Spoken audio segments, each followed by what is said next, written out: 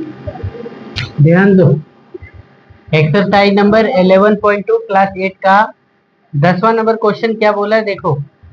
लिखा है कि दी गई आकृति में, ध्यान से फिगर को देखो, A B C D, A B C D और कौन E F G H, E F G H, दो आकृति है और दोनों क्या है, समांतर चतुर्भुज है। दोनों क्या है, समांतर चतुर्भुज है।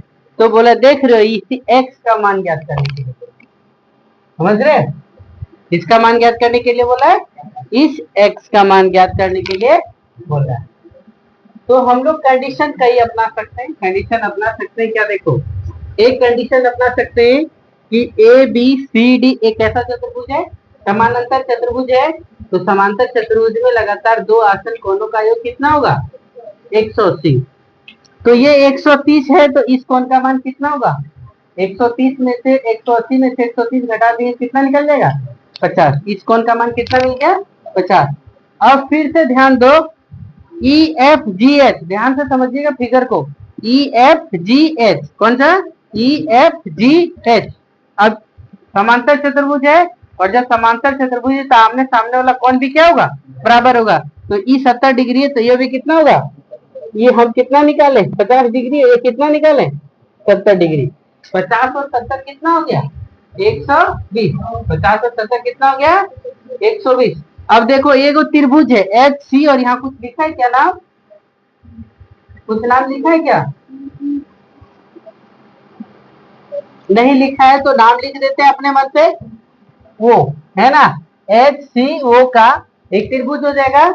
और जब एक त्रिभुज हो जाएगा तो त्रिभुज के तीनों कोनों का योग कितना, 180। तो देखो एक 70 है, वो 50, 70 और 50 कितना, 120। तो 80 में से 180 में से 120 घटा देंगे तो कितना आ जाएगा, 7। तो इस x का मान कितना हो जाएगा, ये तो मौखिक बनाने चला, ऑब्जेक्टिव पूछे इस टाइप से तो बना सकते। एक बार फिर से रिकॉल करा देते, ध्यान से देखो, ए बी सी डी एक समांतर चतुर्भुज है। जब समांतर चतुर्भुज है तो दो लगातार आसन कोणों का योग कितना, 180। तो ये 130 है, तो ये कितना हो जाएगा, 50 हो जाएगा।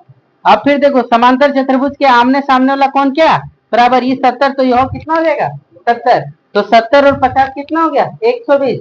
त्रिभुज के तीनों कोनों का योग कितना, 180। तो 180 में से 120 घटा देंगे तो तीसरा का कोण प्राप्त हो जाएगा। तो कितना हो गया, 60। ये ऑब्जेक्टिव क्वेश्चन पूछे तो इस प्रकार से दिमाग में हल करके आंसर कितना डिग्री पे, 60 डिग्री पे टिक लगा देना, समझे। और नहीं तो पूरा लिखित लेंगे, तो लिखित में देखो क्या क्या लिखेंगे, तो लिखेंगे क्या, ए बी सी डी कैसा है, एक समानांतर चतुर्भुज है।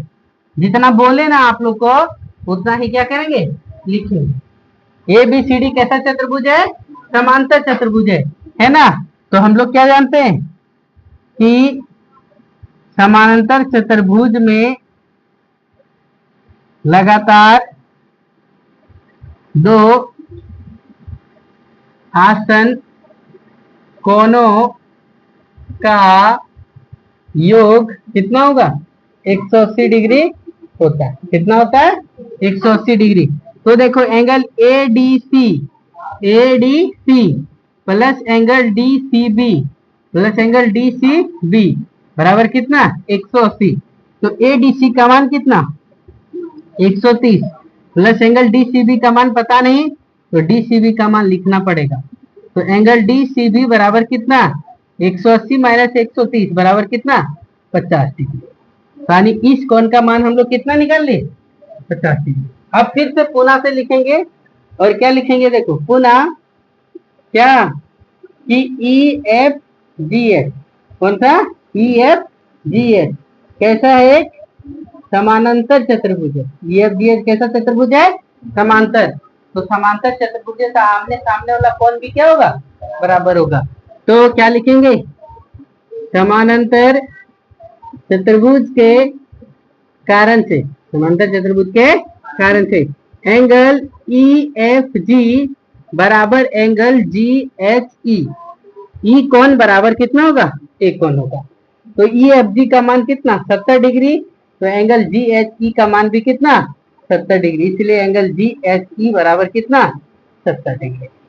दो एंगल निकाल लिए, ये 70 और ये कितना, 50। तो अब क्या लिखेंगे, त्रिभुज वो एच सी में, त्रिभुज किसमें, वो एच सी में, है ना।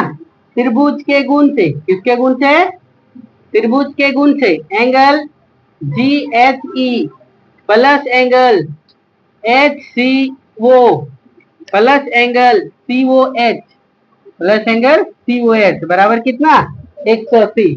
तो जी एच ई का मान हम लोग के पास पता है कितना, 70। एच सी ओ का मान कितना पता है, 50।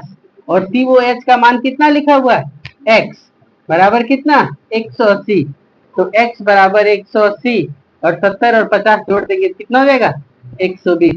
तो एक्स बराबर कितना हो गया, 60 डिग्री। ये आपका क्या हो गया, आंसर। समझ गए।